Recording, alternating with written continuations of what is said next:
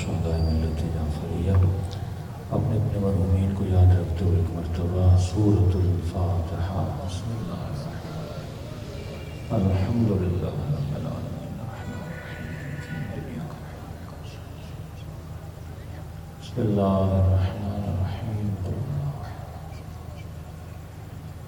ربنا تقبل منا انک انت السمیع العلیم صلوات پڑھے محمد وعلی محمد اللہم صلی علی محمد وعلی محمد بسم اللہ الرحمن الرحیم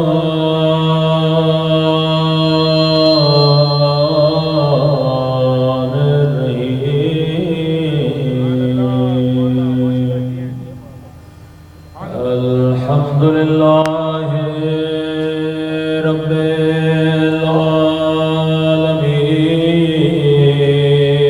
العالمین الحمد للہ کما هو أهله الصلاة والسلام على سيد المرسلين وخاتم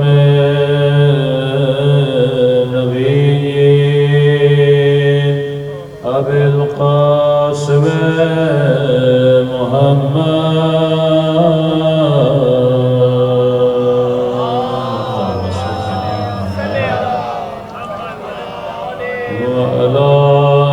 آله الطيبين الطاهرين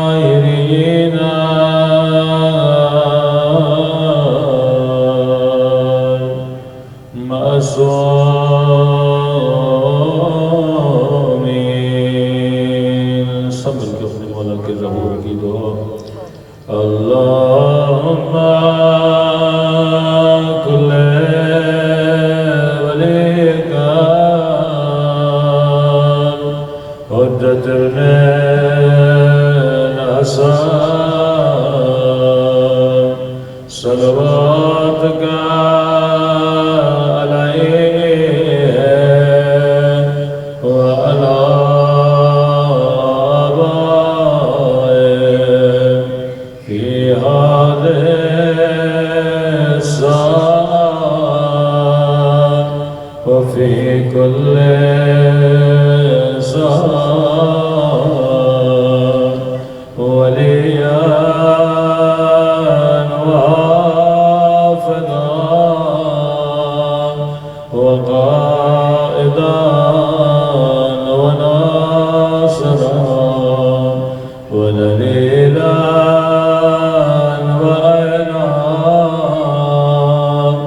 حتى تسكنه أرضك طوعا وتمتعه فيها طويلا برحمتك يا أرحم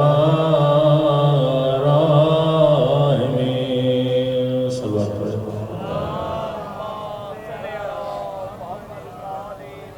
بسم الله الرحمن الرحيم رب اشرح لي صدري ويسر لي أمري واحلل عقدة من لساني يفقهوا قولي أما بعد فقد قال سبحانه وتعالى في محكم كتابه بسم الله الرحمن الرحيم اهدنا الصراط المستقيم صلوات على محمد وعلى محمد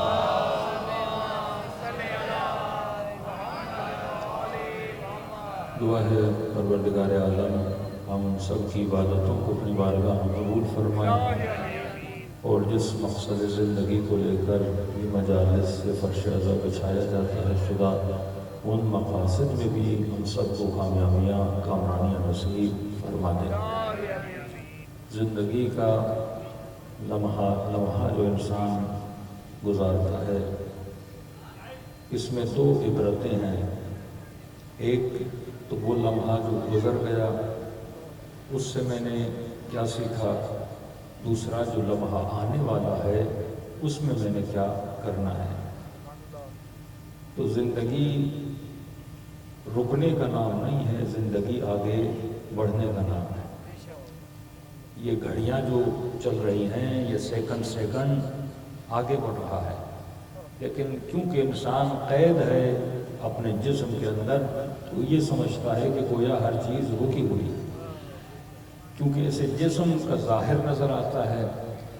یہ کبھی کبھی آپ اپنے 1 سال کی پرانی تصویر دیکھتے ہیں یا 2 سال کی پرانی تصویر دیکھتے ہیں، تو تب جا کے آپ کو فرق محسوس ہوتا ہے کہ جناب کھالوں پہ جھڑیاں پڑ گئی ہیں، بال سفید پڑ گئے ہیں، یا چہرے میں یہ تبدیلی آئی ہے۔ لیکن ڈیلی بیسس پر دیکھنے سے انسان کو لگتا ہے کہ میں ویسے کا ویسا ہوں، لیکن جب فاصلے کے ساتھ انسان دیکھتا ہے تو پھر محسوس کرتا ہے۔ حالانکہ فرمایا عالم جس میں انسان زندگی گزار رہا ہے، اس کا پچھلا سیکنڈ اگلے سیکنڈ جیسا نہیں ہے، اور اگلا سیکنڈ پچھلے سیکنڈ جیسا نہیں۔ یا انسان تنزلی کے سفر کر رہا ہے یا انسان ترقی کا سفر کر رہا ہے، یا ہم حرکت نزولی کی طرف ہیں یا ہم حرکت عروج کی طرف ہیں۔ مجلس حسین انسان کو عروج دلاتی ہے، فرج سے اٹھاتی ہے اور انسان کو عرش پہ لے جاتی ہے، انسان کو بتاتی ہے کہ آپ نے صعود کرنا ہے، آپ نے نزول نہیں کرنا۔ ہو سکتا ہے کہ لشکر یزید کو یہ لگ رہا تھا کہ اگر امام حسین کو شہید کر دیا تو گویا وہ جیت جائیں گے، لیکن امام حسین اس دن کی کربلا کو نہیں دیکھ رہے تھے، امام حسین آج کے 40 کو دیکھ رہے تھے کہ جس زمین کو یزید نے حسین کا مقتل بنایا، اسی زمین کو خدا نے مومنوں کی جنت بنا دی۔ کس نے سوچا تھا کہ یہ کام کرنے سے یہ ہو جائے گا؟ بعض اوقات ظالم کسی کو قتل کر کے اس کو ختم کرنا چاہتا ہے، لیکن خدا اسے اپنے قتل کے دن سے زیادہ شہادت کے بعد مشہور بنا دیتا ہے۔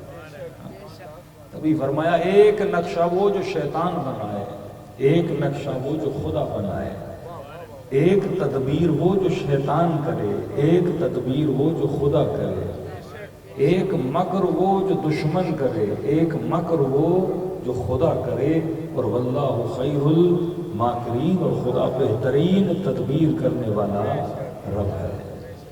اب اس رب کی تدبیر تھی کہ ذکر امام حسین کو جگہ جگہ پہ پھیلایا جائے، اس رب کی تدبیر تھی کہ فرمایا ہر حرارت کائنات میں بجھ جائے گی، پر ذکر حسین کی حرارت میں خدا بجھنے لگے گا۔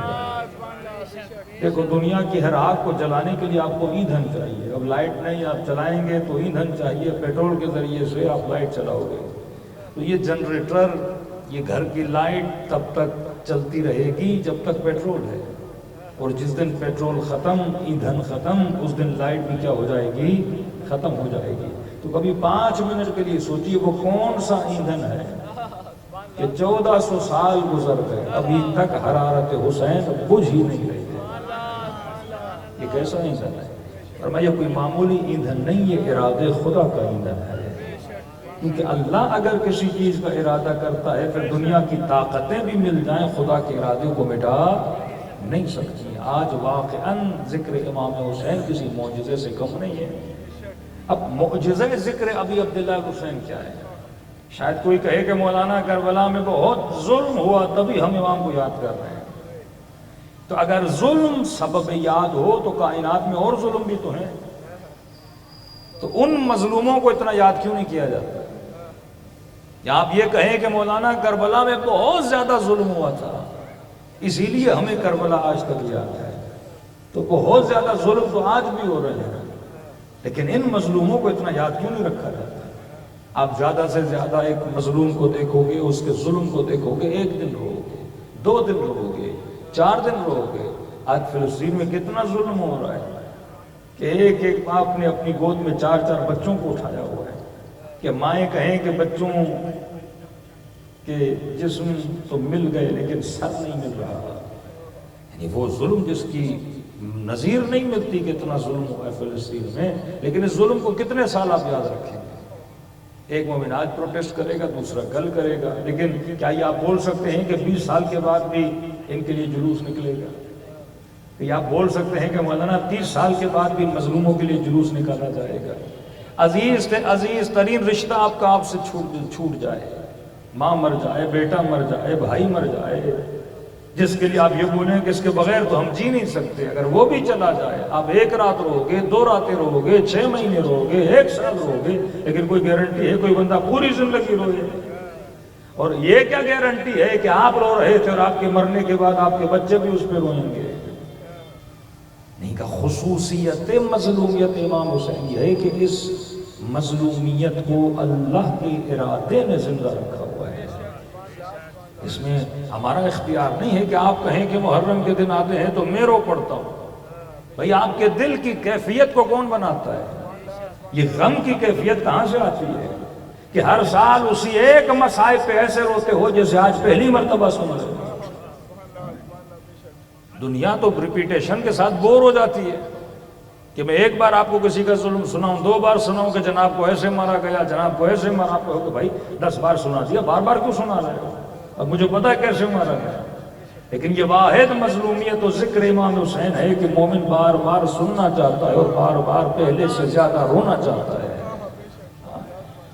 کہ واللہ یزید قسم ہے کہ خدا ہمارے ذکر کو کبھی مٹنے نہیں دے گا۔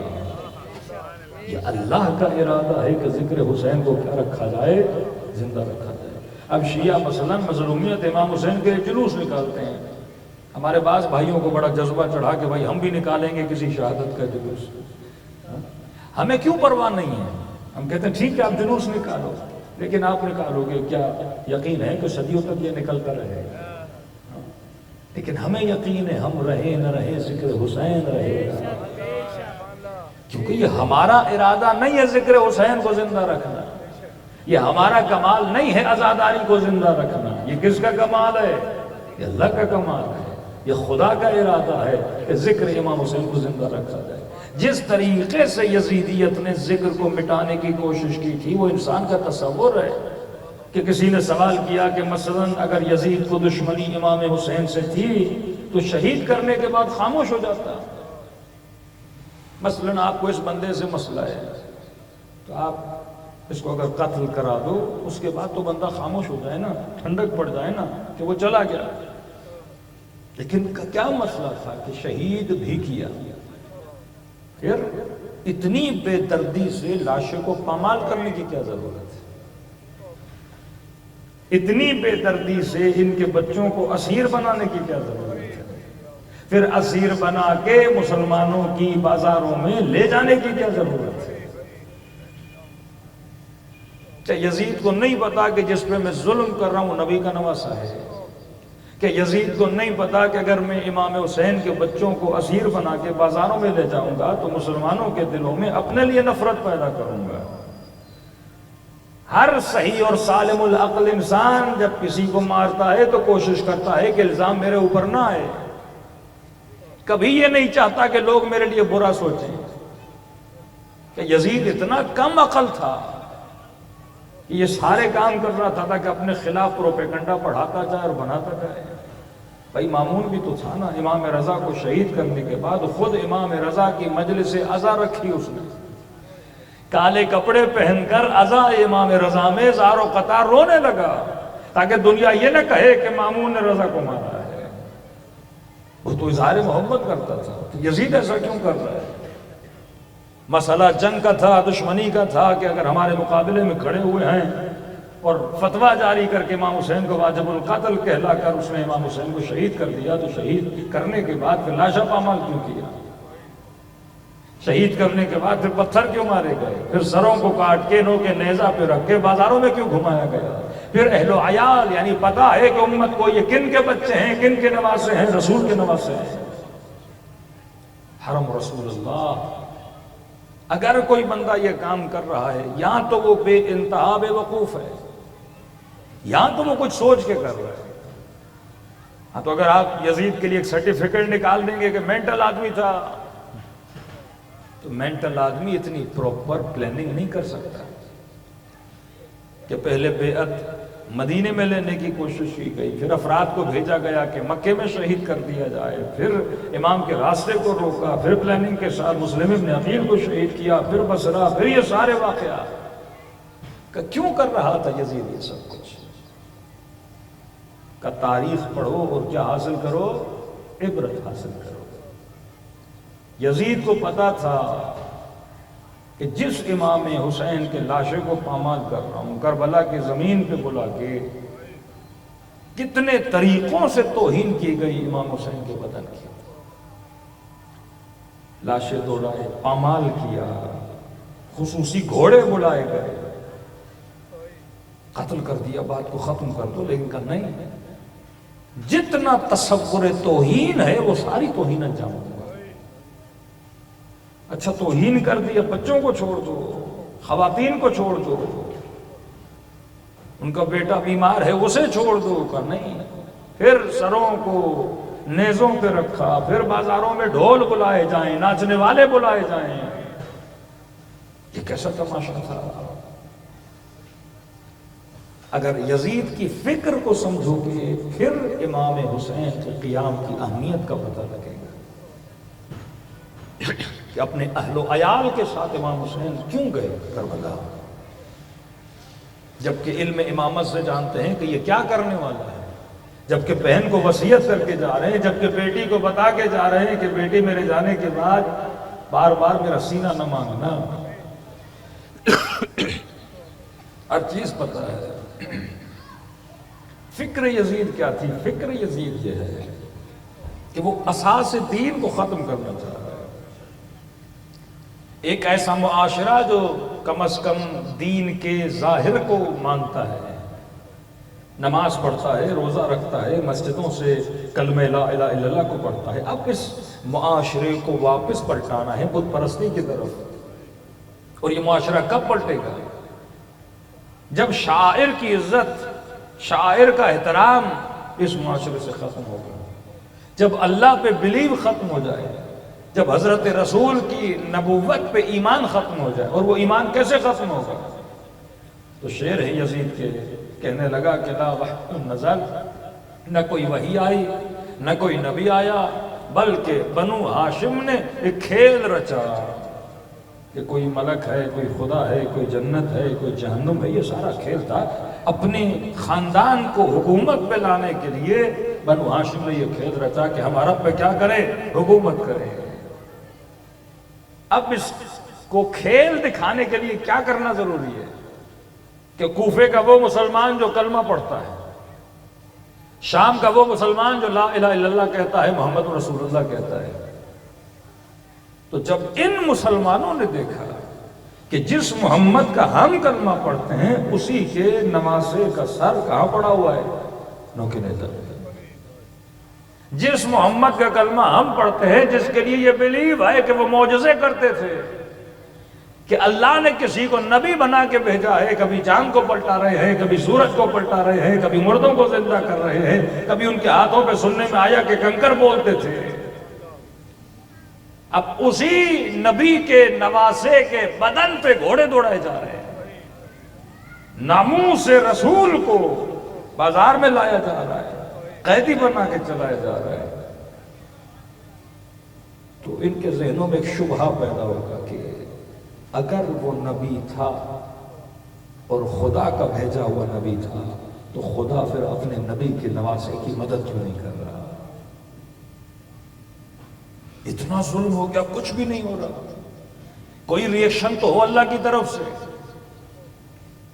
اگر یہ دین سچا ہے، اگر یہ نبی سچا ہے، اگر سب کچھ ہے، قوم لوط کا عذاب، قوم نوح کا عذاب، حضرت اسماعیل کا زمانہ، ہر نبی اور ہر قوم پہ کیا نازل ہوا؟ عذاب نازل ہوا۔ تو اگر یہ سچا نبی تھا اور اتنا ظلم ہو گیا ان کے نواسے کے ساتھ، تو کوئی تو حرکت ہو اللہ کی طرف سے، کوئی تو ایکشن ہو خدا کی طرف سے۔ پھر یزید کی باتیں ذہن میں آتی تھی، کوئی وحی نہیں آئی، کوئی خدا نہیں۔ اب یہاں پہ امام حسین نے کیا کیا؟ فکر یزید کو مارنے کے لیے، کیونکہ کچھ اصولوں پہ یزید بلیو کرتا ہے، کچھ اصولوں پہ امام حسین یقین رکھتا ہے۔ یزید کا یہ ہے کہ پامال کرو، توہین کرو، تاکہ لوگوں کا دین پر، خدا پر، نبی پر اعتبار کیا ہو جائے؟ ختم ہو جائے کہ واقعاً اگر یہ اتنا بڑا ظالم ہے تو خدا اس پہ عذاب کیوں نہیں نازل کرتا؟ اتنا بڑا ظلم کیا، خدا ناموس کی مدد کے لیے کیوں نہیں آتا؟ خدا اپنے نبی کے نواسے کو کیوں نہیں بچا رہا؟ اللہ کے لیے کون سی بڑی بات ہے؟ اب ذہنوں میں جب شک پیدا ہوئے اور یہ شک نسلوں تک چلتے، باپ اگر سوچ رہا ہے تو بیٹا سوچتا، پھر چلتے چلتے بولتے کوئی نبی نہیں ہے، کوئی خدا نہیں ہے، یہ سارا ڈھونگ تھا۔ اگر ہوتا کوئی نبی تو اپنے نواسے کو بچاتا، اگر ہوتا کوئی دین تو خدا اپنے نبی کے نواسے کو بچاتا، ان کے ناموس کو بچاتا۔ جہاں پہ ہم کہتے ہیں کہ امام حسین کا بلیف تھا ان اللہ مع الصابرین، اللہ کا بھی حکم ہے میں کن کا ساتھ دیتا ہوں؟ صبر کرنے والوں کا ساتھ دیتا ہوں۔ کہاں پہ امام حسین نے ان کے شک و شبہات کو توڑا؟ جب یہ سوچ رہے تھے کیا واقعاً نبی اپنے نواسے کی مدد کرے گا، کیا واقعاً پروردگار عالم کا کوئی وجود بھی ہے کہ نہیں ہے، یا یہ ساری اخبار جو رسول دے کر گئے اور بنا میں رسول دے کر گئے کیا یہ صحیح تھی یا غلط تھی؟ فرماتے اسی وقت اچانک نو کے نیزہ پہ حسین نے قرآن کی تلاوت کرنا شروع کر دی کہ شہید زندہ ہوتا ہے۔ وہ معجزہ دکھلایا کلام خدا کر کے کہ نہ ہم قرآن سے جدا ہے نہ قرآن ہم سے جدا ہے۔ حسینیت، حسینیت، یزیدیت، یزیدیت، سارے حیدری، جائے کاشیر ظہور امام زمانہ علیہ السلام، بلند تر سلوات، صلی اللہ ہمیشہ حجت خدا کسی عذاب کے ذریعے سے تمام نہیں کرتا کہ قوم لوط کے چہروں کو مسخ کر دے تاکہ حجت تمام ہو جائے، نوح کی کشتی میں یہ سوار ہو جائیں سارے مر جائیں تاکہ حجت تمام ہو جائے۔ کہ نہیں، کربلا میں اگر کسی کو حجت بنایا تو علی اصغر کو حجت کبریٰ بنایا کہ میں نے تجھے عقل دی ہے، میں نے تجھے شعور دیا ہے، میں نے تجھے فہم دیا ہے کہ واقعاً دیکھو کہ ہم زیارت عاشوراء میں ان پہ لعنت بھیجتے، مولا اس پہ لعنت جس نے آپ کو قتل کیا، سمعت بذالک فرضیت بہ، ان پر بھی لعنت جنہوں نے اس قتل کو سنا، اس واقعے کو سنا اور اس پہ راضی رہے۔ اب یہ لعنت تا قیامت جا رہی ہے، یہ نہیں کہ کوفے والوں نے سنا راضی رہے تو ان پہ لعنت ہے۔ اگر آج کا کوئی مفتی سن رہا ہے کہ کربلا میں یہ واقعہ ہوا اور اس واقعے پہ راضی ہے، یزید ارے نفرت نہیں کرتا تو یہ لعنت اس کے ساتھ کہ یہ سلسلہ قیامت تک چل رہا ہے۔ یا لیتنا کننا معکم فافوز معکم فوزا عظیما، مولا کاش میں کربلا میں ہوتا، آپ کے ساتھ جنگ اب آپ کے ساتھ شامل ہو جاتا اور لشکر یزید کے ساتھ جنگ کرتا، میں مقام شہادت پہ پہنچتا۔ کہ اگر یہ نیت ہے تو عملاً تو کربلا میں ہے، اس ثواب کو حاصل کر رہا ہے، اور اگر اس ظلم پہ تو راضی ہے تو عملاً وہ لعنت تیرے سر پہ آ رہی ہے۔ یہ سلسلہ رکنے والا نہیں ہے۔ ایک شخص جنگ صفین امیر المومنین کے پاس کہنے لگا مولا میرے بھائی کا بڑا دل تھا کہ وہ اس جنگ میں شرکت کرے، شانہ بشانہ کھڑا ہو اور ظلم کے مقابلے میں کھڑا ہو جائے۔ امیر المومنین نے فرمایا کہ اگر تمہارے بھائی کا دل تھا تو مولا فرماتے میں دیکھ رہا ہوں وہ جنگ میں میرے ساتھ ہے، وہ لڑ بھی رہا ہے، وہ جدال بھی کر رہا ہے۔ اور کہتے ہیں جب جنگ تمام ہوئی تو غنائم میں سے امام نے مال غنیمت سے دیا کہ جا کر اپنے بھائی کو دینا، وہ شریک تھا علی کے ساتھ۔ آج آپ ایک زیارت عاشوراء پڑھ کے وہ جذبہ اور نیت رکھو کہ واقعاً میں کربلا میں ہوتا، اپنی فکر سے یہ ثابت کرو کہ میں ظلم کے خلاف ہوں، تو گویا آپ بھی کربلا کے اندر ہو۔ وہی ثواب جو صحابہ امام حسین کو ملا وہ آپ کے لیے بھی لکھا جا رہا ہے کہ جنہوں نے سنا لیکن حسین کی مدد کے لیے نہیں گئے، اللہ کے اوپر بھی لعنت ہے۔ جنہوں نے ظلم دیکھا اور راضی رہے ان پر بھی لعنت ہے، جنہوں نے قتل کیا ان پر بھی لعنت ہے۔ یہ ایکول ہے، مسئلہ آئیڈیالوجی کا ہے۔ ایک مرتبہ ایک بندہ ظلم کے ساتھ جڑ جاتا ہے اور اس کی آئیڈیالوجی میں اس کی مدد کرتا ہے، دوسری مرتبہ جڑتا نہیں ہے لیکن باہر کھڑے ہو کے ظلم کی تائید کرتا ہے، اللہ کہتا ہے اس پر بھی لعنت ہے۔ دیکھو ایک مرتبہ ایک بندہ فلسطین پہ بم پھینک رہا ہے، اللہ کی اس پر بھی لعنت ہے۔ ایک مرتبہ بم کو پھینکتا ہوا دیکھ رہا ہے لیکن اس قتل پہ یہ مسلمان اگر راضی ہو جائے، اللہ کی اس پر بھی لعنت ہے۔ مسئلہ آئیڈیالوجیز کا ہے. کربلا ایک آئیڈیالوجی کا نام ہے، کربلا ایک فکر کا نام ہے. یہی فکر ہے جو ایک خط کھینچتی ہے کہ یہاں پہ فکر حسین والے ہیں، یہاں پہ فکر یزید والے ہیں. کیوں امام زمانہ جب ظہور فرمائیں گے تو یہ کہیں گے میں اس کا بیٹا ہوں جسے 3 دن کا پیاسا رکھا گیا، میں اس کا بیٹا ہوں جس کے بدن پہ گھوڑے دوڑائے گئے، میں اس کا بیٹا ہوں قتلاً مذبوحا جو ذبح ہو گیا، جو مظلوم ہو گیا، جو عطشان مارا گیا. کہا امام زمانہ یہ کیوں نہیں کہہ رہے کہ میں محمد کا بیٹا ہوں؟ یہ کیوں نہیں کہہ رہے؟ اپنا تعارف حسین ابن علی سے کیوں کرا رہے ہیں؟ کیونکہ اگر یہ کہتے میں محمد کا بیٹا ہوں تو سننے والوں کے ذہنوں میں دین محمد والے بہت سارے مسلمان ہیں. یہاں بریلوی بھی کہے گا میں محمد والا، یہاں اہل حدیث بھی کہے گا میں محمد والا، یہاں دیوبند بھی کہے گا میں محمد والا، یا شیعہ بھی کہے گا میں محمد کا ماننے والا. لیکن کون سی آئیڈیالوجی ان تمام کی آئیڈیالوجی سے الگ ہے؟ وہ جو یہ کہے کہ میں حسین کا ماننے والا ہوں. حسینیت ہمیں ساری صفوں سے نکالتی ہے اور ایک الگ آئیڈیالوجی میں لے کر چلی جاتی ہے. تو فرمائیں گے میں وہ مہدی ہوں جس کا تعلق کس کے ساتھ ہے؟ حسین کے ساتھ ہے. آج 2 ہی کائنات میں فکر ہے، یا فکر حسین ہے، یا وہ مسلمان ہے تو امام حسین کی آئیڈیالوجی پہ چل رہا ہے، یا وہ مسلمان ہے جو بنی امیہ کی آئیڈیالوجی پہ چل رہا ہے. بنی امیہ کی آئیڈیالوجی یہ تھی کہ بڑے سے بڑے اصحاب، بڑے سے بڑے امتی خاموش رہے یزید کے مقابلے میں، ظلم کے مقابلے میں خاموش رہے، کیونکہ آئیڈیالوجی بن گئی. 4 خلافتوں کے بعد ایک نئی آئیڈیالوجی آئی کہ حاکم کیسا بھی ہو، چاہے ظالم ہو چاہے فاجر ہو، ان کان فاسقاً اگر فاسق بھی ہو، اور ان کان عبداً حبشیاً اگر حبشی غلام بھی ہو، فرمایا اس کی اطاعت تم پر واجب ہے. ایک نئی آئیڈیالوجی امام حسین ان کے لیے نئی آئیڈیالوجی تھی. بنو امیہ کے مقابلے میں کے لیے فرمایا نہیں، حسین کی آئیڈیالوجی ہے کہ مثلی لا یغالو مثل یزید، حسین جیسا کبھی یزید جیسوں کی بیعت نہیں کرے گا. یہ میرے نانا نہیں کہہ سکتے کہ فاسق بھی ہو فاجر بھی ہو. اب 2 آئیڈیالوجیز بنی.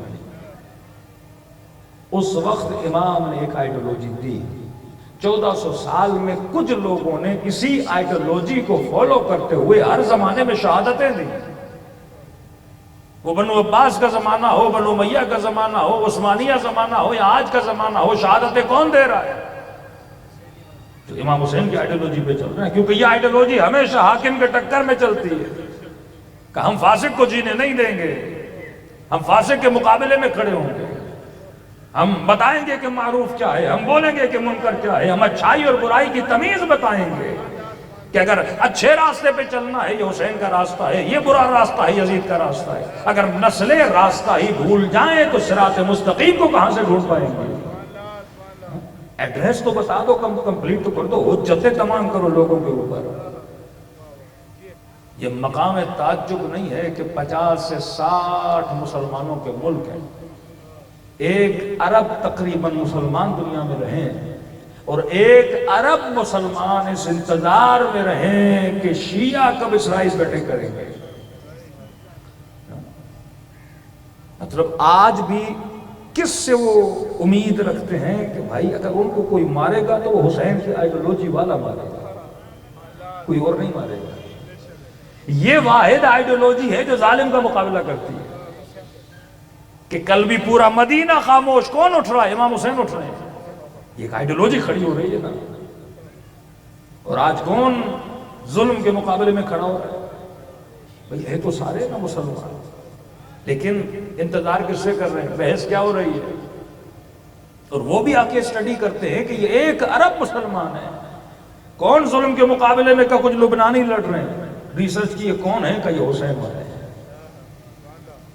کون مار رہے ہیں؟ کہ عراق والے مار رہے ہیں. ریسرچ کی یہ کون ہے؟ کہ یہ حسین والے ہیں. کون مار رہے ہیں؟ کہ ایران سے کچھ لوگ مار رہے ہیں. یہ کون ہے؟ کہ یہ حسین والے ہیں. چلے گئے سعودی عرب کے اس کنارے میں ایک یمن نامی ملک ہے، کہ یہ بھی اٹیک کر رہے ہیں ان کی کشتیوں پہ. کہ یہ کون ہے؟ کہ یہ بھی حسین کے ماننے والے ہیں. کا پتہ چلا پورے اسلام میں سارے مسلمانوں میں ایک آئیڈیالوجی ہے ابا عبداللہ حسین والی. جو یہ نسلوں کو سکھاتی ہے کہ تم نے ظلم کے مقابلے میں کیا ہونا ہے، کھڑا ہو جانا ہے۔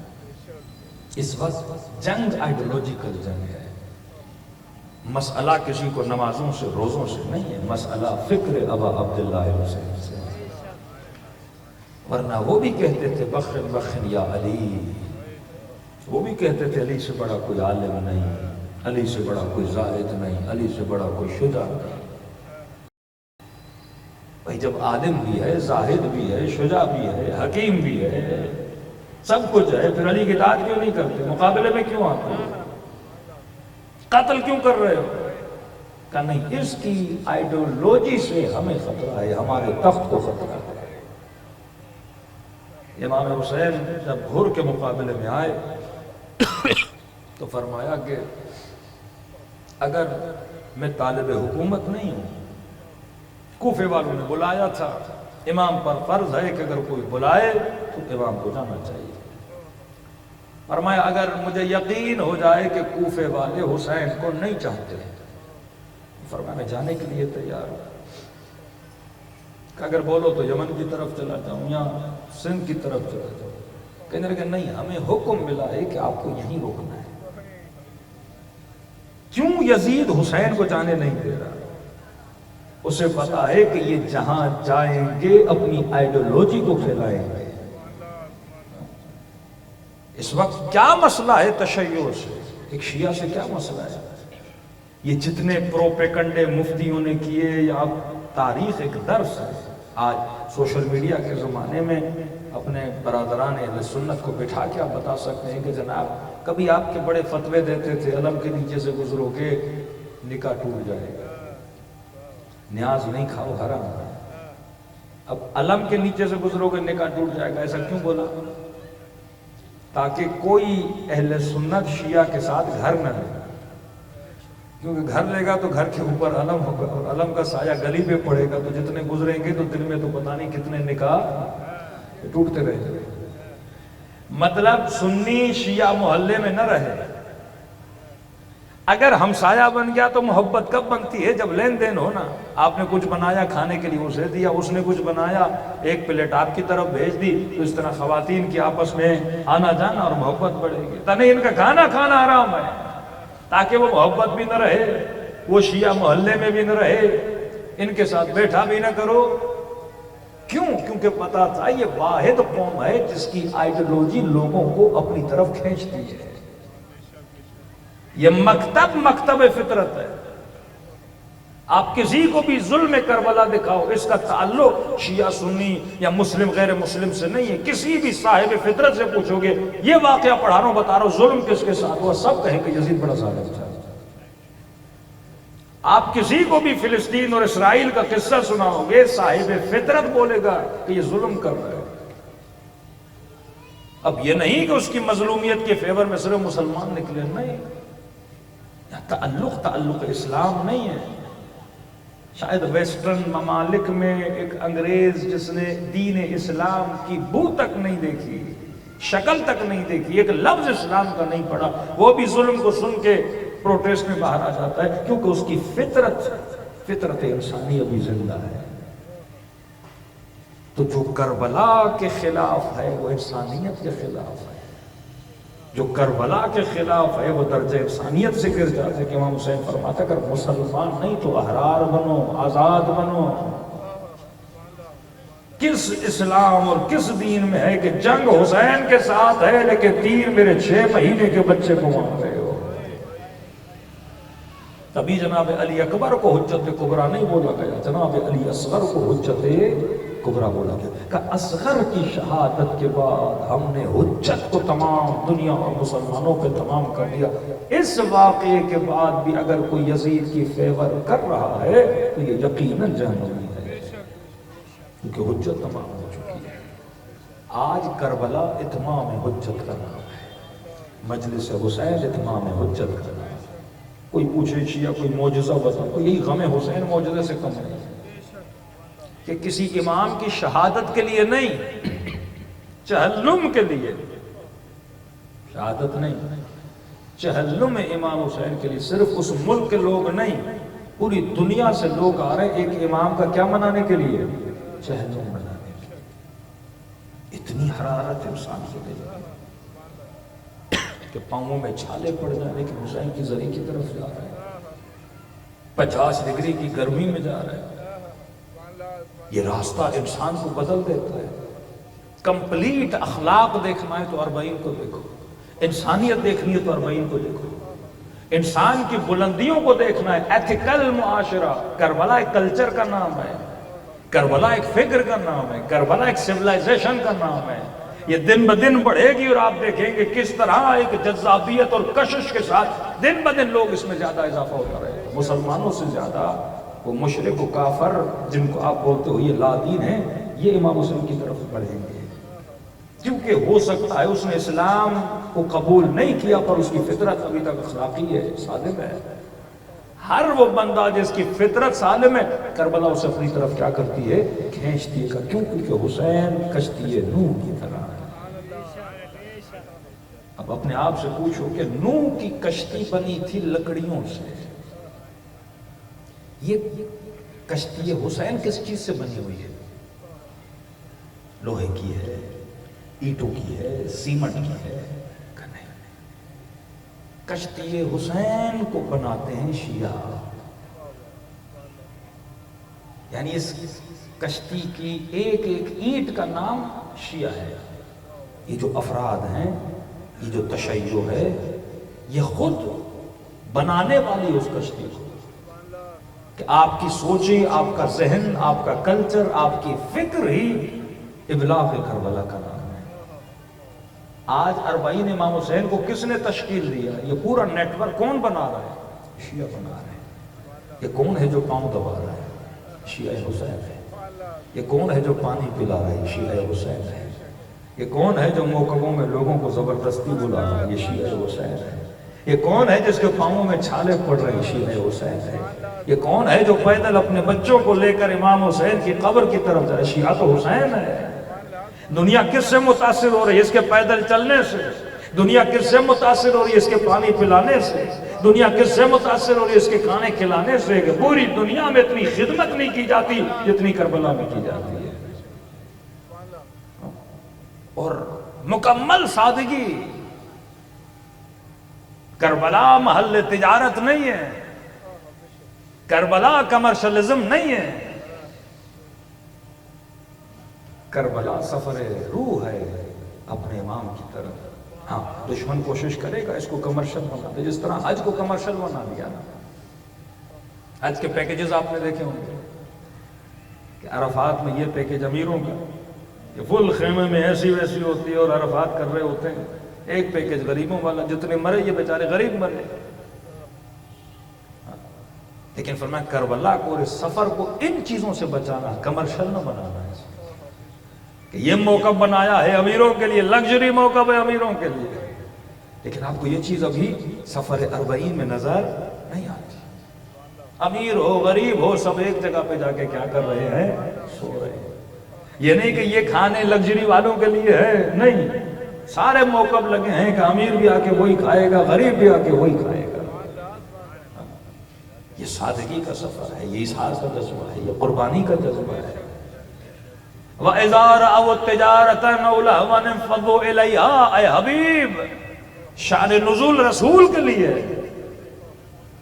لیکن یہ آیت در حقیقت امام زمانہ کی تفسیر ہے کہ حبیب جب یہ تجارت کو دیکھتے ہیں, مال و منال کو دیکھتے ہیں, تو تجھے تک و تنہا چھوڑ کے چلے جاتے ہیں. کہ کہا کہ علی ابن حزیار, مجھے شکایت ہے ان شیعوں سے جن کی توجہ مال کی طرف زیادہ ہے پر امام کی طرف کم ہے. صبح سے شام تک مال کے پیچھے تو ہے لیکن امام کو چھوڑ دیا. اس سفر کربلا میں وَإِذَا رَأَوُا التِّجَارَةَ أَوْ لَهْوًا انفَضُّوا إِلَيْهَا نہیں ہے کہ موقف لگے ہیں, کھانے لگے ہیں, ہر چیز لگی ہے, بندہ تھوڑا کھاتا ہے پھر کہتا ہے میں نے کہاں جانا ہے, آگے جانا ہے. ایک ٹریننگ دی جا رہی ہے کہ تجارت تمہیں امام کی طرف سے روکے نہیں, مال تجھے امام سے توجہ کم نہ کروائے, اچھے اچھے کھانے تجھے حسین کی رفتار میں روکے نہیں. بدن کو ضرورت ہے، پانی پیا پھر بندہ چل رہا ہے، کھانا کھایا پھر بندہ چل رہا ہے، جلدی پہنچنا ہے، کہاں پہنچنا ہے؟ ارے ایسی والا موقف چھوڑ کے کہاں جا رہے ہو؟ لذیذ کھانے چھوڑ کے کہاں جا رہے ہو؟ بہترین پانی چھوڑ کے کہاں جا رہے ہو؟ پاؤں دبانے والے دبا رہے، کہاں جا رہے ہو؟ کہ چھالے پڑ گئے پاؤں میں، 2 دن ریسٹ کر دو۔ کہ نہیں میں نے جانا ہے، میں نے جانا ہے۔ کہ نہیں، یہ وَإِذَا رَأَوْا تِجَارَةً وَلَهْوًا والے نہیں ہے، یہ حسینی ہے۔ یہ نہ تکلیف کی پرواہ کرتے ہیں، نہ گرمی کی پرواہ کرتے ہیں، نہ پیاس کی پرواہ کرتے ہیں، نہ بھوک کی پرواہ کرتے ہیں، بس یہ کہتے ہیں ہم نے پہنچنا ہے، اپنے امام کی طرف پہنچنا ہے۔ کربلا انسانیت کو اجاگر کر رہی ہے، کربلا انسان کو باہدف بنا رہی ہے، کربلا انسان کو ناصر امام بناتی ہے، کربلا انسانیت پرور آئیڈیالوجیز کو انسان کے وجود میں زندہ کرتی ہے کہ ایک طرف وہ ہے جو بچوں کو مار رہے ہیں، دوسرے طرف وہ ہے جو پیاسوں کو پانی پلا رہے ہیں۔ یہ مظلوم پرور کو اب یہ کشش ہے کربلا کی کہ دنیا پریشان اس چیز کو دیکھے کہ پوری دنیا میں 21 ملین لوگ ایک ساتھ چلے، بلکہ کربلا ان لوگوں کے لیے بھی ایک پیغام ہے جو بہت زیادہ توحید اور وحدانہ باتیں کرتے ہیں اور چھوٹی چھوٹی چیز ان کو شرک میں بدلتی ہوئی اور بدعتوں میں بدلتی ہوئی نظر آتی ہے۔ پوری دنیا میں اتنا بڑا اجتماع نہیں ہے جہاں پہ اتنی بڑی اجتماعی نماز پڑھی جائے۔ کربلا محل نماز بھی ہے۔ پوری دنیا میں ایسی جگہ نہیں ہے جہاں اتنے نمازی ایک ساتھ نماز پڑھیں جتنی کربلا میں پڑھی جاتی ہے، جہاں اتنے لوگ ایک ساتھ اللہ کا ذکر کریں جہاں جتنا کربلا میں کیا جاتا ہے۔ یہاں توحید بھی ہے، یہاں امامت بھی ہے، یہاں انسانیت بھی ہے کہ نماز پڑھے۔ اب دنیا دیکھ رہی ہے نا کہ ایک وہ اللہ اکبر کہنے والا ہے جو اللہ کا نعرہ لگا کے گلے کاٹ رہا ہے، دوسرے یہ بھی ہیں اللہ کا نام لینے والے لیکن یہ لوگوں کو پانی پلا رہے ہیں، یہ پاؤں دبا رہے ہیں، یہ خدمت کر رہے ہیں، یہ فری میں کھانے کھلا رہے ہیں۔ کہاں پہ اتنا فری میں کھانا ہوتا ہے جتنا کربلا میں آپ کو ملتا ہے؟ اور اس قدر وہاں ایثار ہوتا ہے اور وہاں پہ اگر کوئی بندہ چیز بیچ رہا ہوتا ہے تو آپ کو دیکھ کے برا لگتا ہے کہ یہ بیچ کیوں رہا ہے، حالانکہ اس کا حق ہے بیچنا۔ کسی مومن نے دیکھا کہ وہ بعض عراقی چپل بیچ رہے تھے تو کہیں ہر چیز فری میں مل رہی ہے، چپل بیچ رہے ہیں۔ مطلب مزاج ایثار کا اتنا بن جاتا ہے کہ ایک بندے کا حق ہے چیز کو بیچنا لیکن آپ کو برا لگتا ہے۔ یہاں بھی کوئی چیز بیچی جاتی ہے، یہ تو کربلا ہے، یہاں تو قربانی ہے اس کی۔ یہ بھی نہیں کہ وہ بہت زیادہ امیر ہیں آپ کے لیے کھانے بنا رہے ہیں، دنیا دیکھ رہی ہے۔ ایک ایسا ملک جو فقر میں ڈوبا ہوا ہے، جس میں کرپشن اپنی انتہا کو چھو رہی ہے کہ عراق میں جتنی کرپشن ہے کسی مسلمان ملک میں اتنی ابھی کرپشن نہیں ہے۔ عوام فقر کے اندر ڈوبی ہوئی ہے، پورا سال اپنی پائی جمع کر کر کے وہ امام حسین کا نیاز کرتے ہیں کہ 4 حسینیوں کو کھانا کھلائیں۔ شکن ان کے چہروں پہ نظر نہیں آتی ہے، وہی غریب ہے۔ یہ جذبہ ایثار، اب یہ رنگ دنیا دیکھ رہی ہے۔ آخری زمانے میں یہ اسلام کا چہرہ لوگوں کے سامنے آئے گا۔ 2 اسلام ہیں، ایک بنو امیہ والا اسلام، ایک آل رسول والا اسلام۔ یہ انسانیت کا اسلام ہے، یہ وجود انسان کو روشن کرنے کا اسلام۔ صلی اللہ علیہ وسلم۔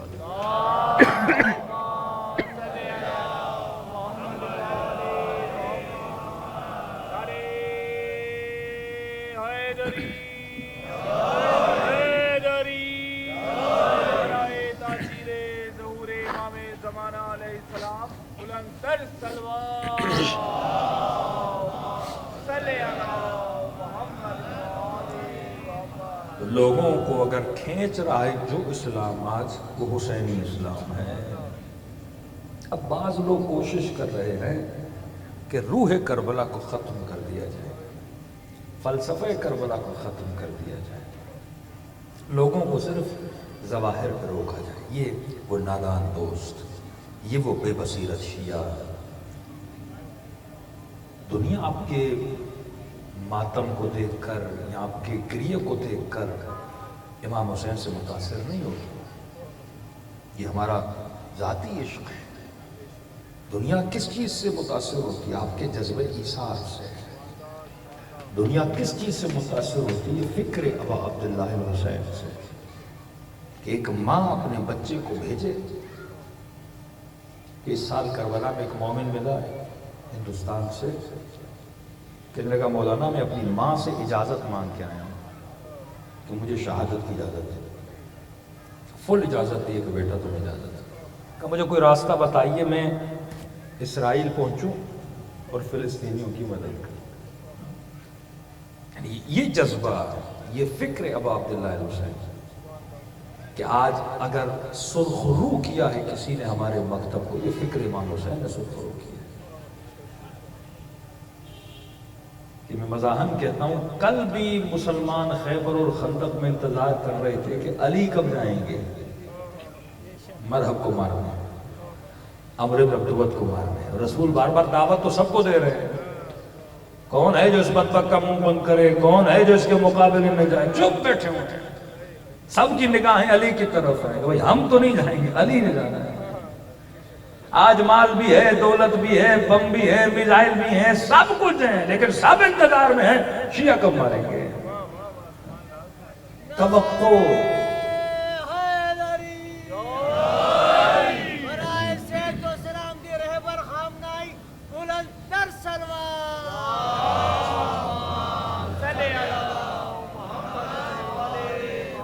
آج کسی بھی دنیا میں اگر کوئی کسی ظالم کو تخت سے نیچے اتارتا ہے وہ نعرہ حسین کا مارتا ہے۔ آج دنیا کا کوئی ایسا مظلوم نہیں جو اپنی نسبت امام حسین کی طرف نہ دے۔ یہ زمانہ ترویج کربلا کا زمانہ ہے، تصویر کا زمانہ ختم ہو گیا، ثابت ہو گئی کربلا۔ اب ہے ترویج کربلا، کہ دنیا کے کونے کونے تک یا لسارا تک حسین کا نعرہ پہنچاؤ، لبیک یا حسین کا نعرہ ہو جائے۔ آج فضل الرحمان صاحب اپنی تقریر میں کہیں کہ ہم حسین کے راستے پہ چلنے والے، وہ کسی اور کا نام نہیں لے رہا، لینا چاہیے نا، کہیں کہ ہم حسین کے راستے پہ چلنے والے۔ تثبیت ہو گیا ہر بندے کے لیے کہ ظالم کے مقابلے میں اگر کوئی نکلے تھے تو اس کا نام حسین بن علی تھا۔ مدینے کا صاحب نہیں نکلے، کسی کا نام نہیں لا سکتے، زبیریوں کا نام نہیں لا سکتے آپ۔ کون نکلا؟ کا حسین نکلے۔ اور آج روڈ پہ کسی کو پکڑ لیجئے، میڈیا کسی جرنلسٹ کو پکڑ لیجئے کہ آج کے ظالم کے مقابلے میں کون نکل رہا ہے، وہ کہیں کہ آج بھی حسین ہی نکل رہے ہیں۔ اتنی مضبوط آئیڈیولوجی امام حسین نے آپ کو دی، جس کی وجہ سے مکتب کا نام سرخرو ہو رہا ہے۔ سب کے سر جھکے ہیں پر حسین کے شیعہ کا سر کبھی جھک نہیں سکتا، کٹ تو سکتا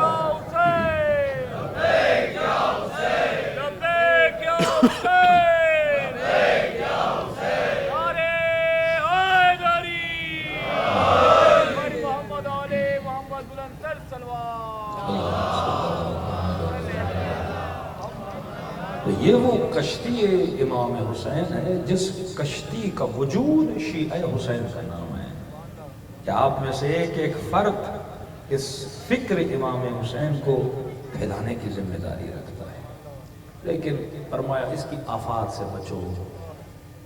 کوئی بندے کشتی میں سوراخ بھی کر دیتے ہیں، ان لوگوں سے بچو جو اس کشتی کو چلنے سے روکیں، جو اس کی رفتار کو کیا کرے، سست کرے۔ اس راستے کو تجارت کا راستہ نہ بنانا، لہو و لعب کا راستہ نہ بنانا۔ یہ راستہ امام کا راستہ ہے اور راہ ولایت کا راستہ ہے، اور اس راستے کا ہدف نصرت امام ہے۔ اب دنیا بھی دیکھ رہی ہے کہ 20 ملین شیعہ ایک شہید امام کی قبر کی طرف رواں دواں ہیں اور اس خدمت میں رواں دواں ہیں، تو وہ بھی تو سوچیں گے نا جب ان کا امام پردے غیب سے آئے گا اور جب وہ آواز دے گا حل من ناصر ینصرنا، یہ آج جو اس طرح نکلے ہیں پھر کل اس امام کی طرف کس طرح دوڑے دوڑے جائیں گے۔ تو کربلا تربیت کا نام ہے، یہ تربیت گاہ ابا عبداللہ حسین ہے۔ میں کہتا ہوں حج پہ خدا مسلمانوں کو جمع کرتا ہے، کربلا میں حسین مومنوں کو جمع کرتا ہے۔ ہر چیز کا ایک فلسفہ ہے میرے عزیز۔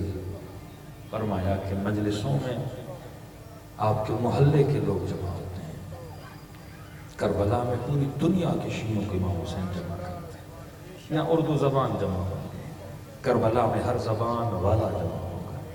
کربلا تألیف قلوب کا نام ہے، مجلس حسین دلوں کو جوڑنے کا نام ہے، اتحاد قلب کا نام ہے۔ یہ نہ دیکھو 100 دل ہے، یہ دیکھو ایک کی محبت میں جمع ہوئے والے دل ہیں۔ جب یہ اس طرح جمع ہو جاتے ہیں پھر اللہ کی رحمتیں بھی دلوں پہ کیا ہو جاتی ہیں؟ نازل۔ تالیف قلوب ہوئی نا، اب یہ امیر غریب کی مدد کرے گا، تالیف قلوب ہوئی نا، طاقتور ضعیف پر ظلم نہیں کرے گا۔ لیکن جب یہ جدا ہو جاتے ہیں تو سیلفشنس کا کانسیپٹ آتا ہے جو کیپٹلزم میں آ جاتا ہے، لیکن جو ازم، جو نظام امام زمانہ، جو نظام حجت خدا، جو نظام امام حسین بتانا چاہتے ہیں وہ تالیف قلب کا نظام ہے کہ آؤ کربلا کے میدان۔ عباس پانی پی سکتے تھے پر پیا نہیں، کہا یا نفس اے نفس، مجھے کہہ رہے ہو میں پانی پیوں، جبکہ مجھے پانی کے اندر حسین کا چہرہ نظر آ رہا ہے، جبکہ مجھے اس پانی میں سکینہ کا پیاسا چہرہ نظر آ رہا ہے، کیسے پانی پیوں؟ ہر بندہ تمنا کر رہا مولا پہلے میں شہید ہو جاؤں، پہلے میں اپنی جان کو آپ پہ قربان کروں، مولا جب تک ہم زندہ ہیں آج آپ کے بدن پہ آنے نہیں دیں گے۔ 90 سال کا بوڑھا حسین کی نماز کو بچاتے بچاتے 17 تیر بدن پہ کھا لیے۔ میں کہوں سعید اب تو رضایت کے ساتھ دنیا سے چلا جا، لیکن نہیں، تڑپ رہا ہے، روح بدن سے نہیں نکل رہا، سر حسین کی گود میں ہے اب بھی روح نہیں نکل رہی۔ سعید کیوں نہیں جا رہے؟ کہ بس ایک جملہ سن لو اپنے مولا سے پھر سکون سے چلا جاؤں گا۔ بول سعید کیا کہنا چاہتے ہو؟ کہنے لگا مولا ارضیت، کیا مجھ سے راضی ہو گئے؟ فرمایا سعید میں بھی راضی، میری اماں زہرا بھی تم سے راضی ہے۔ اتنا عشق کہ میں کسی اور کو راضی کرنے نہیں آیا مولا، صرف آپ کو راضی کرنا۔ اب اس مومن نے صرف اتنا دیکھنا ہے میرا محبوب کون ہے؟ حسین۔ میرا معشوق کون ہے؟ علی ابن ابی طالب۔ اب میں نے دیکھنا ہے میرے محبوب کا محبوب کون ہے، وہ میرا محبوب ہونا چاہیے۔ حسین کا محبوب کون ہے؟ سعید کہہ رہا ہے مولا راضی ہو گئے، جون کہہ رہا ہے مولا راضی ہو گئے، عباس کہہ رہے ہیں آقا راضی ہو گئے، اکبر کہہ رہے ہیں بابا راضی ہو گئے، لیکن حسین کہہ رہے ہیں اے خدا کیا تو حسین سے راضی ہے؟ محبوب حسین وہ ہے جس کو سجدے میں یا رب کہہ کے بلاتے رہے، کبھی دعائے ابو حمزہ سمالی میں پکارتے رہے، کبھی کمیل میں سجدوں میں بلاتے رہے، کبھی ابو حمزہ سمالی میں مولا زین العابدین بلاتے رہے۔ یہ کنیکشن ہے، اگر حسین کے محبوب بنے پھر جو حسین کا محبوب ہے وہ بھی تیرا محبوب بن جائے گا۔ کربلا عشق کی سرزمین ہے، کربلا ملاقات خدا کی زمین ہے۔ فرمایا کثرت سے میرے بابا کو سلام کیا کرو۔ کہ مولا اتنی تاکید کیوں ہے کہ آپ کے بابا کو زیادہ سے زیادہ سلام کریں؟ عاشورہ پڑھیں 100 سلام ہے۔ فرمایا کیونکہ عاشورہ کے دن میرا بابا ترس گیا تھا، کوئی آئے میرے بابا کو سلام کرے۔ تو مولا کیا سلام نہیں کرتے تھے؟ کہا نہیں کہتے تھے یہ باغی ہے اس سے سلام نہیں کرتے۔ کہ جب آتے ہوں نا مجلس میں میرے بابا کو سلام کرتے، میرے بابا کے کلیجے کو ٹھنڈک ملتی ہے۔ یہ وہ قوم ہے جسے زہرا یاد کر رہی تھی، یہ وہ قوم ہے جس کے لیے نبی نے دعا کی تھی کہ بیٹی اللہ ایک قوم بنائے گا جن کے جمع تیرے حسین کے جمع ہوئے، جن کی عورتیں کربلا کی عورتوں کے روئیں، جن کے بوڑھے کربلا کے بوڑھوں کا روئیں۔ تبھی فرمائے مومن ابھی ذاکر نے مسائل پڑھے نہیں، پڑھنا چاہتا ہے، تم سب کے سروں کے پیچھے میری دادی زہرا کر دعا کے لیے ہاتھوں کو بلند کرتی ہے، خدا یہ میرے حسین کا زندہ ہے۔ چند لمحوں کے لیے دلوں کو کربلا کی طرف روانہ کریں اور ایسے سلام کریں جیسے زینب نے اپنے بھائی کو سلام کیا۔ السلام علیکم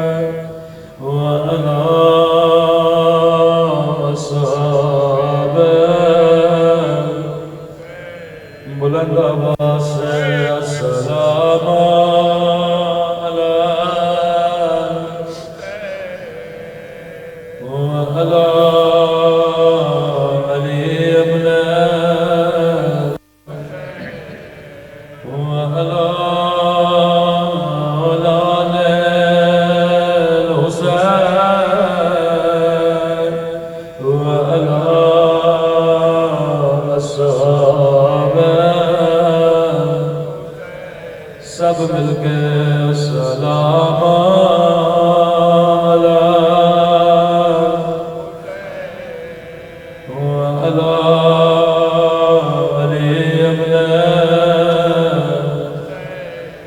وعلى أولاد الحسين وعلى أصحابه میرا سلام ہو زینب کی لٹی ہوئی چادر پہ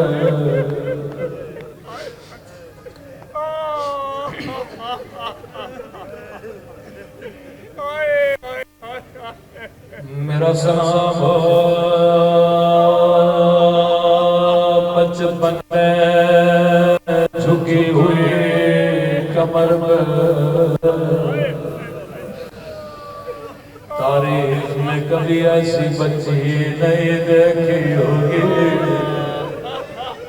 جو جب چلے تو زندان کی دیواروں کا سہارا لے کے چلے میں ہر مجلس میں امام زمانہ کا سلام ضرور پڑھتا ہوں زیارت ناہیہ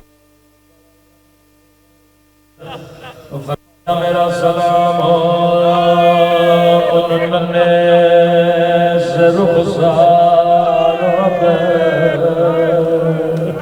جن کا رنگ بدل رہا یہ نہیں کا رنگ بدل گیا بلکہ بدل رہا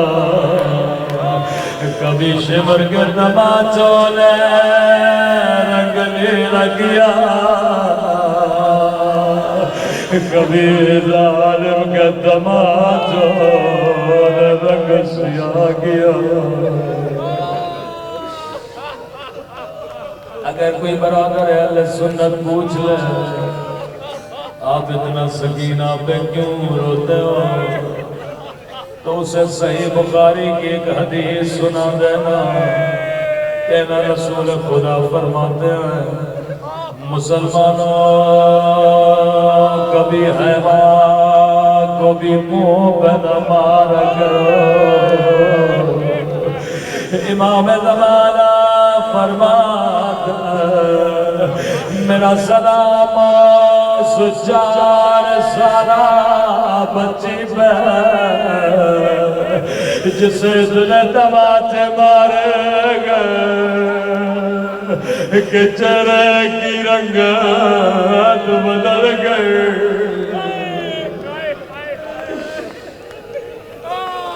امام زین العابدین فرماتے ہیں زندان شاہ جب بچے کی گودی میں بابا کا سر آیا ایک جملہ کہا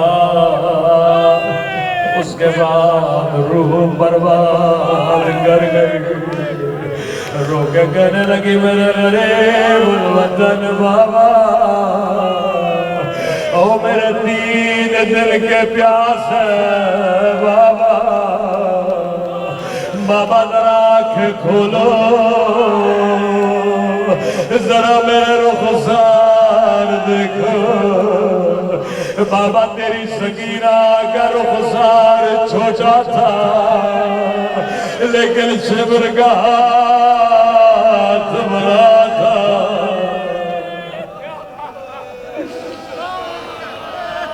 ظلم ہوئے جس کی مثال تاریخ میں نہیں ملتی کبھی فرمایا شیعو جب جب پانی پیو میری سکینہ کو یاد کیا کرو فرمائے مومن جب آنکھوں میں آنسو سب سے پہلے امام زمانہ کے ظہور کی دعا کیا کرو پوچھنے والے نے پوچھا مولا جب دعا کروں تو خدا کو کون سا واسطہ دوں فرمایا اللہ تو واسطے کبھی رد نہیں کرتا ایک میری پھوپھی زینب کا واسطہ دوسرا میری ننیز سکینہ کا واسطہ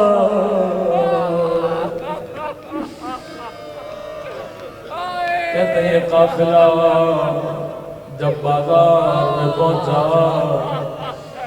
سیدہ کی گودی میں سکینہ تھی آہستہ سے کہنے لگی پھوپھی اماں مجھے بڑی پیاس لگی ہے زینب نے کہا سکینہ یا پتھر مارنے والے بہت ہیں لیکن پانی دینے والا کوئی نہیں دلتا چھت ایک مومنہ بیٹھی تھی دوڑی دوڑی گئی گلاس میں پانی بھرا آکر بی بی کو دیا کہنے لگی قائدی بی بی میں تیری بچی کو پانی پلاؤں سیدہ نے پانی سکینہ کو دیا کہنے لگی مومنہ سب پتھر مار رہے ہیں تو پانی لے کر کیوں آئی ہو کہنے لگی قائدی بی بی میرے مولا کا فرمان ہے اللہ کبھی قیدیوں کی دعا رد نہیں کرتا او میری زندگی گزر گئی میں نے تجھ جیسے قیدی نہیں دیکھا فرمایا صدقہ تیرے مولا بتا تیرے لیے کیا دعا کروں کہنے لگی قیدی بی بی دعا کرو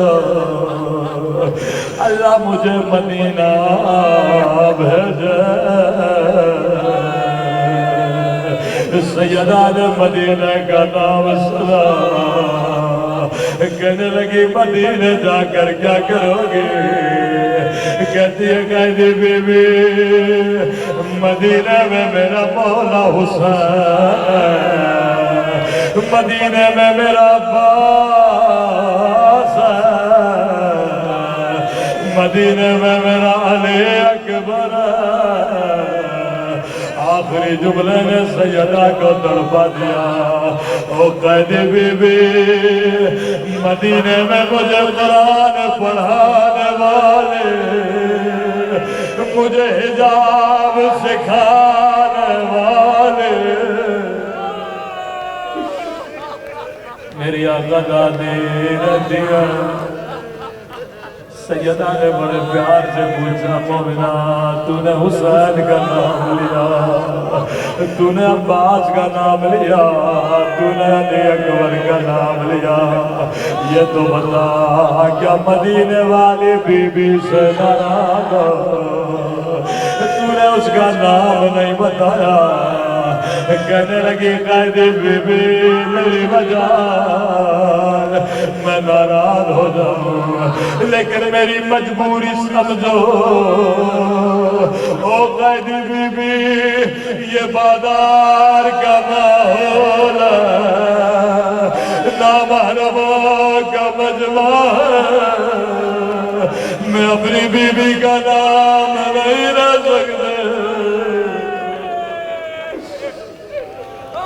سیدہ نے کہا تیری خوش قسمتی یا بد قسمتی کیا کہنا چاہتی ہو قیدی بی بی فرمایا اگر میں دعا کروں تیری دعا یہی قبول ہو جائے تو کیا کرو گی کیا کہنا چاہتی ہو قیدی بی بی فرمایا اگر مدینے والے تجھے بازار میں نظر آئے تو کیا کہو گے اتنا سننا تھا مومنہ جلال میں آ گئے کہتی ہے قیدی بی بی دعا نہیں کرنے تو نہ کر لیکن میری بی بی کو بد دعا تو نہ دے او میری بی بی تجھ جیسی قیدن نہیں میری بی بی نام ہے عباس کی بہن کا اتنا سنا تھا سیدہ نے چہرے سے بالوں کو ہٹایا کہنے لگی ام حبیبہ نہیں پہچانا انا زینب بنت ارے وہ دن گزر گئے میں زینب